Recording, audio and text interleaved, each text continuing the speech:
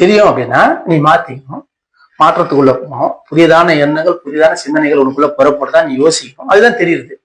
நீ தெரியும் சொல்லிட்டு பழக்கமா செய்யறதுக்கு தெரியுது கிடையாது. தெரியலன்னு அர்த்தம். இது தெரியும்னா என்ன அர்த்தம்?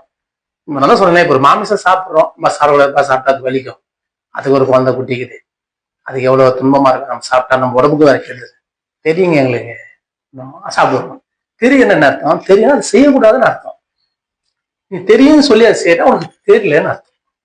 தெரியறதுக்கும் தெரியாது. ஏன்னா இப்போ ஒரு விஷயத்த இப்போ ஜாப் செய்ய சொல்றேன், ஒரு விஷயத்த தெரியுமானா இப்ப செஞ்சு முடிச்சு காட்டணும். சரின்னு சொல்லிட்டாங்க வரைக்கும் பார்த்துட்டு கம்மன் வந்த அர்த்தம். இது இந்த உணவு சாப்பிட்றதுக்கும் சரி, இந்த மாதிரி ஒரு அன்பான ஒரு செயலுக்குள்ள ஆழ்ந்து வந்து செஞ்சு அது சிந்தனையை கேட்கறதுக்கும் சரி, நான் சொன்ன அடிப்பணிதல் ஒன்றே உங்களுக்கு பெரிய மாற்றத்தை கொடுக்கும் சொன்னேன். இதையும் தெரியும் சொல்லுவான், ஆனா செய்ய மாட்டான். செஞ்சாதானே அதுல இருந்து அனுபவம் வந்தாதானே உங்களுக்கு தெரியும். உங்களுக்கு தெரியும், ஆமா கால ஒரு நல்லதுதான் தெரியும். தெரியணும் கூடாது, தெரியும்னா செய்யணும். செஞ்சு அதாவது அனுபவத்தை எடுத்து அதை ருசிச்சாதான் உங்களுக்கு தெரிஞ்சதா அர்த்தம்.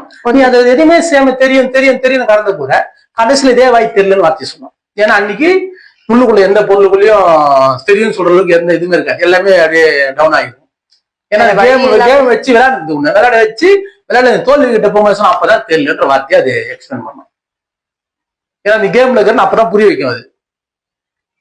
ஆனா நீ உண்மையிலே